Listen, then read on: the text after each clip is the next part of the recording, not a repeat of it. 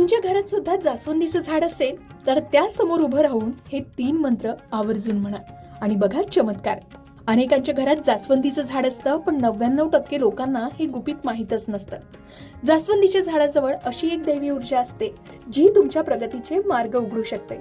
जर तुम्ही या झाडाच्या सानिध्यात येऊन 3 विशिष्ट मंत्रांचा जप केलात तर तुमच्या घरातील नकारात्मकता, पैशाची चणचण आणि मानसिक तणाव कसा गायब होतो हे जाणून तुम्हीही थक्क व्हाल.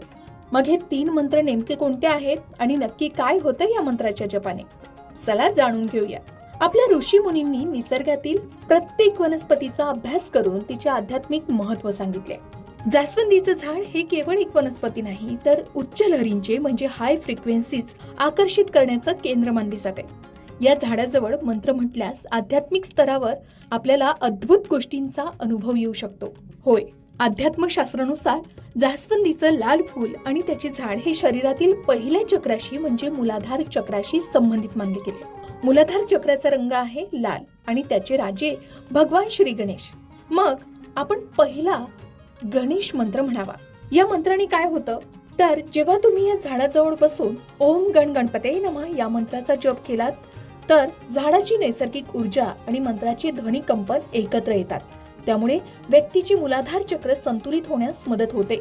यामुळे जीवनात स्थिरता येते आणि भीतीही नष्ट होते असं सांगितलं जातं. हा सगळ्यात पहिला आणि आपल्या लाडक्या बाप्पाचा मंत्र आहे ओम गण गणपते नमः.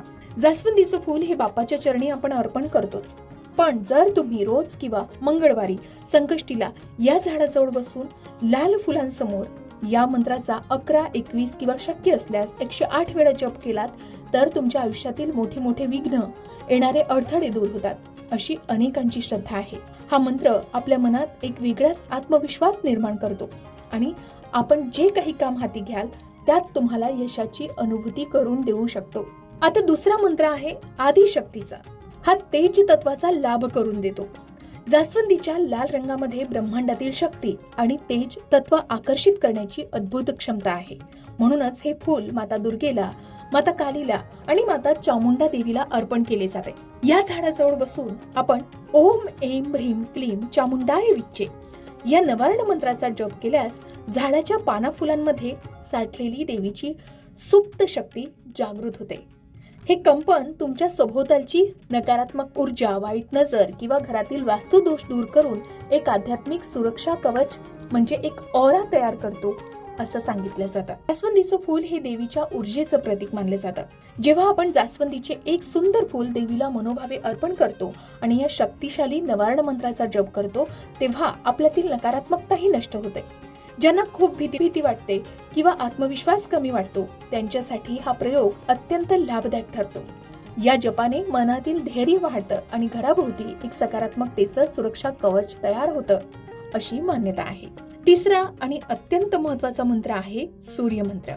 सकाळच्या वेळी जेव्हा सूर्यदेवाचे कोवळे ऊन या जास्वंदीच्या झाडावर पडते तेव्हा या झाडाजवळ शांत उभं राहून सूर्यदेवाचं नामस्मरण करावं आणि ओम गृणी सूर्याय नमः या मंत्राचा जप करावा. कारण सूर्य हा तेज, आरोग्याचा कारक मानला जातो.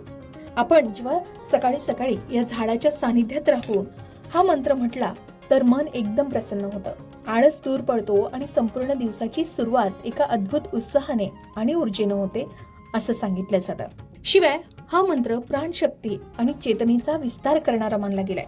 सूर्यदेवाला अर्घ्य देताना किंवा त्याची पूजा करताना जास्वंदीचं फूल वापरणंही तितकंच महत्वाचं मानलं जातं. कारण हे फूल सौर ऊर्जा म्हणजे सोलर एनर्जी स्वतःमध्ये साठवून ठेवतं. आता या झाडापुढे सूर्यदेवाच्या मंत्राचा जप केल्यानं काय होतं तर सकाळी जेव्हा तुम्ही या झाडाजवळ ओम गृणी सूर्याय नमः या मंत्राचा जप करता तेव्हा झाडातून उत्सर्जित होणारी प्राणशक्ती आणि सूर्याची कोवळी किरणं थेट तुमच्या शरीराला मिळतात. अध्यात्मात याला चेतना जागृती म्हणतात. यामुळे मनातील नैराश्य, आळस गळून पडतो आणि आत्मिक बळ प्राप्त होतं. खरं तर मंत्रांमध्ये ध्वनी ऊर्जा असते आणि जास्वंदीच्या झाडामध्ये जैविक आध्यात्मिक ऊर्जा. जेव्हा हे 2 प्रवाह एकत्र येतात तेव्हा तिथे एक पॉझिटिव्ह एनर्जी झोन तयार होतो. म्हणूनच या झाडाजवळ बसून केलेली साधना इतर ठिकाणांपेक्षा अधिक शांतता आणि लवकर एकाग्रता मिळवून देणारी ठरते असं सांगितलं जातं. मग जास्वंदीचं झाड तुमच्या घरातही असेल तर या जास्वंदीच्या पवित्र झाडाजवळ हे मंत्र जप करा आणि अद्भुत लाभ अनुभवा. पण कोणत्याही मंत्राचा, उपायाचा किंवा साधनेचा खरा प्रभाव केव्हा होतो, तर तो आपल्या मनातील शुद्ध श्रद्धेवर अवलंबून असतो, सातत्यात आणि सकारात्मक भावनेवर नक्कीच अवलंबून असतो.